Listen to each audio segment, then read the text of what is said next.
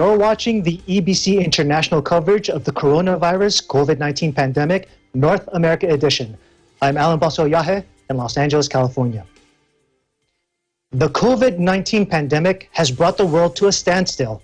We've watched the number of cases and fatalities increase by the hour. It's claimed close to 100,000 lives worldwide as of this broadcast, and many suffer a sense of fear based on what we see and hear on television, the internet, or stories from those we know. But for some, the fear attacks so much closer to home, within breathing distance, as they themselves or an immediate family member is forced to battle the virus face to face. With us today is our EBC New York Bureau Chief Joanne Blanco Soriano, who will share with us her family's unwelcome but inevitable encounter with COVID-19. Thank you for joining us, Joanne. Thank you for having me, Alan. Joanne, how did you know that your dad had been infected? He was having a really high fever and shortness of breath, and my family has an oximeter at home, so they were able to test his oxygen levels.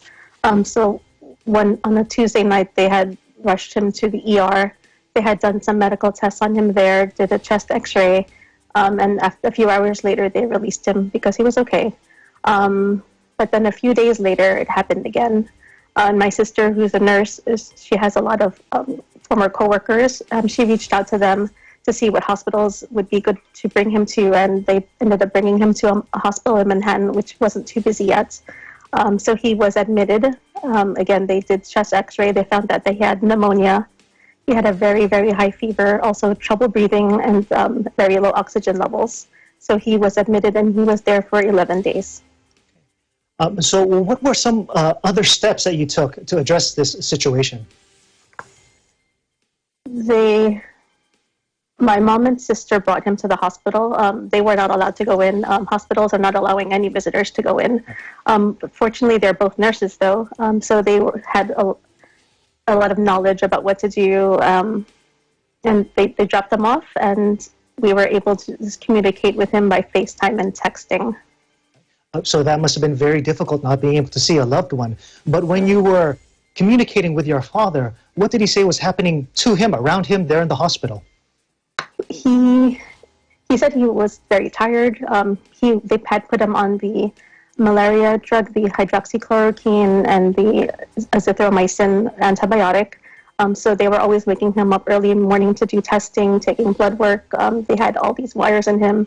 He had the nasal cannula and had to put on face masks too whenever his oxygen level dropped. He was never intubated, fortunately, but he was on constant monitoring, so he couldn't rest because they kept waking him up. After a few days, he was starting to get lonely, but the hospital staff kept him company.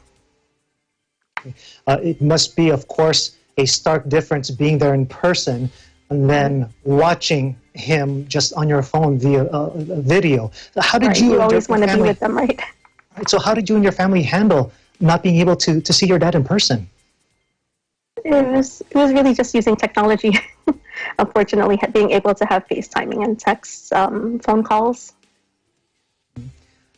And so, but your father pulled through. What or who helped you get through this difficult situation? We are fortunately friends with one of the attending physicians there at that hospital who had been the one who told us that the hospital wasn't too busy yet, which was a nice surprise considering it's in New York City, and all the other, you can see from the news all the other hospitals overflowing with patients and in the hallways.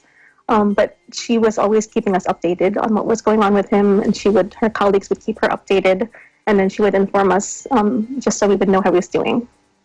Now, I understand that your sister's also a nurse, but she doesn't work in the same hospital that your father was admitted to, correct? Correct.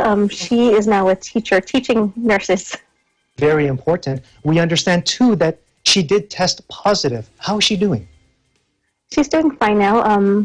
Because my father and sister both tested positive, my mom, too, was having the symptoms of having fevers. And now they're only having mild fevers, dizziness, tiredness. It makes you very tired. You sleep a lot. But they're doing fine. They're doing okay now. We're certainly glad to hear that. And we're also glad to know that your dad is back home. How's he doing? Yes. He's still being closely monitored by my mom and my sister. but he's still coughing, so they are checking on that, checking his temperature, and using the oximeter to check his oxygen levels. But whenever the oxygen levels drop low, they just make him relax and do a lot of deep breathing exercises to make sure he's getting enough oxygen. Now, Joanne, you are a New Yorker. New York is one of the most famous cities in the world.